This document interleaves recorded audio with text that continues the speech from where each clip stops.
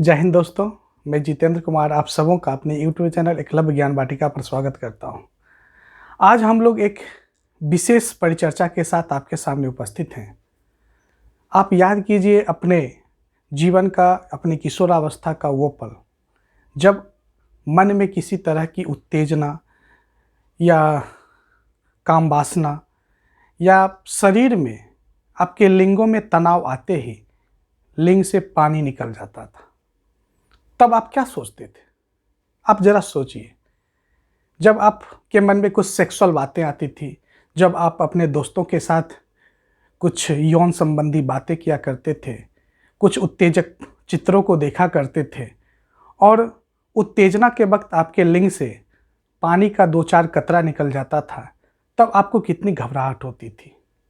या जब कभी याद कीजिए वो पल जब कभी आप पूरी तरह से उत्तेजित होते थे या कामुक अवस्था में हुआ करते थे, तो जो पहले जो पानी निकलता था तब आप क्या सोचते थे? क्या मन में ऐसी कोई घबराहट भी होती थी कि ये कोई बीमारी तो नहीं है?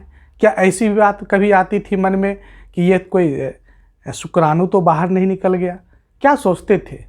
क्या कभी हाथ से उसको छूकर ये अनुभव करने का प्रयास करते थे? मन ही मन सोचते थे कि आखिर ये क्या है? पता नहीं, तमाम तरह के सवाल आपके मन में उपजते होंगे और सब युवाओं के मन में भी उपजता है।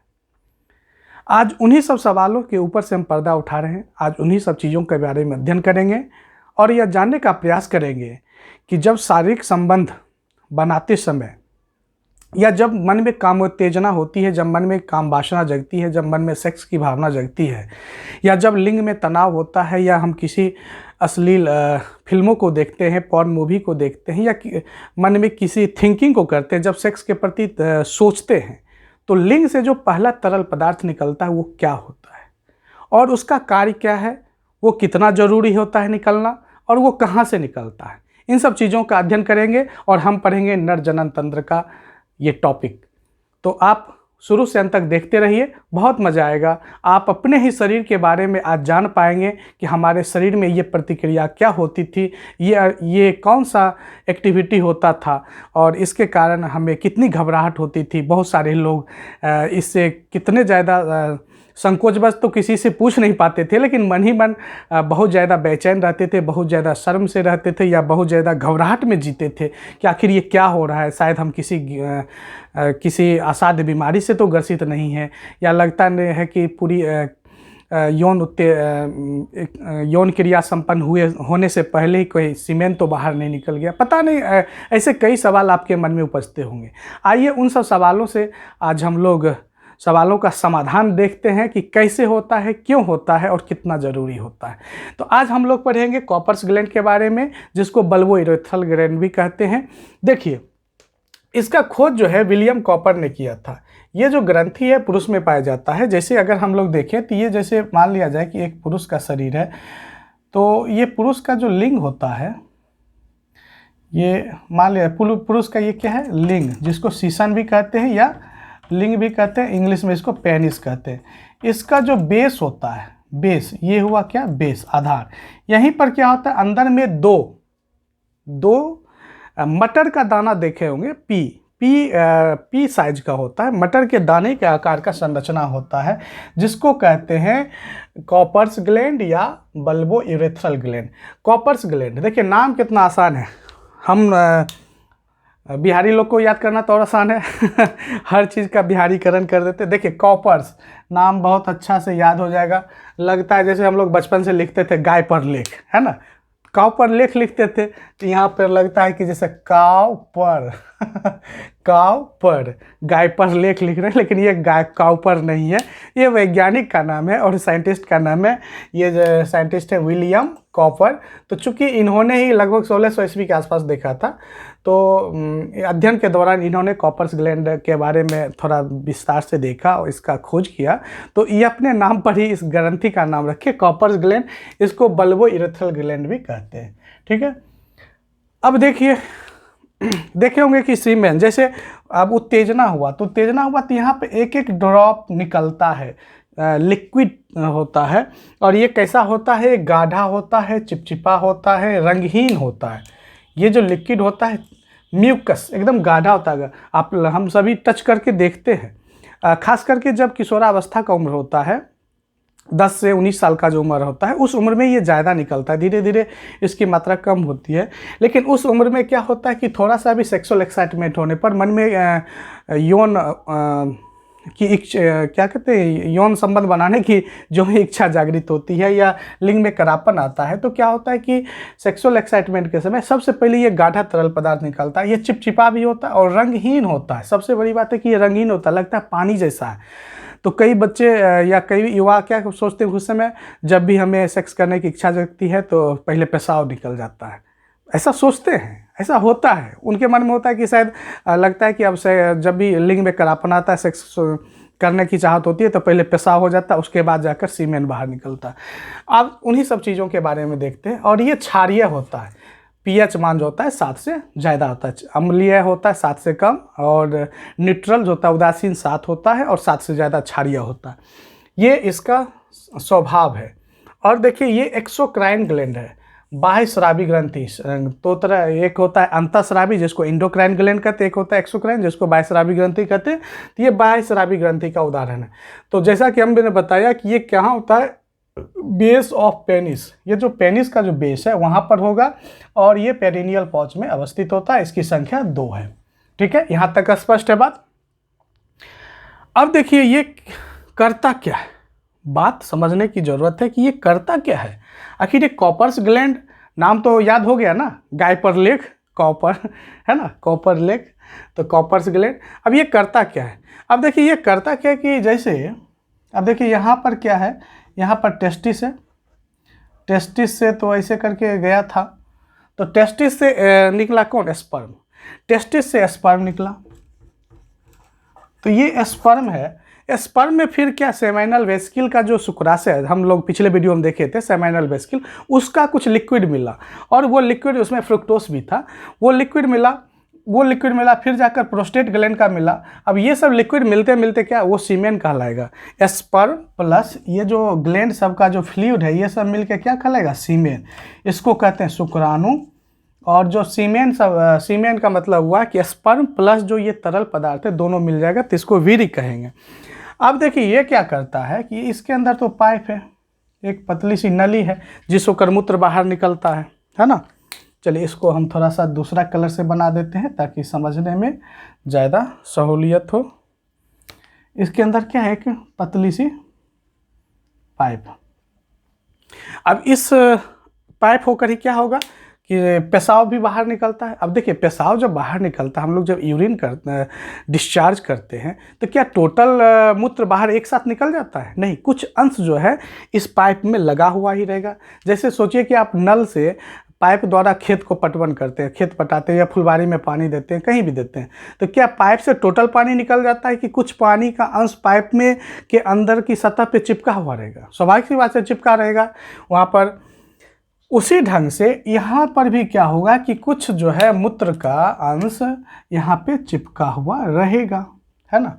अब ये फ्लूइड क्या करता है कि ये मूत्र का जो अम्लीयता होता है उसको समाप्त कर देगा, न्यूट्रलाइज कर देगा, और इसको पूरा तरह से इस नली के अंदर जो है पूरी तरह से साफ कर देगा, है ना, इसकी गंदगी को साफ कर देगा। उसी ढंग से जिस ढंग से हम लोग जब सुई देते हैं तो सिरिंज को पहले पानी से, अब तो खैर वो क्या कहते हैं डिस्पोजल आ गया है, नहीं तो पहले जो होता था शीशा वाला तो उसको पहले पानी से धोया जाता था।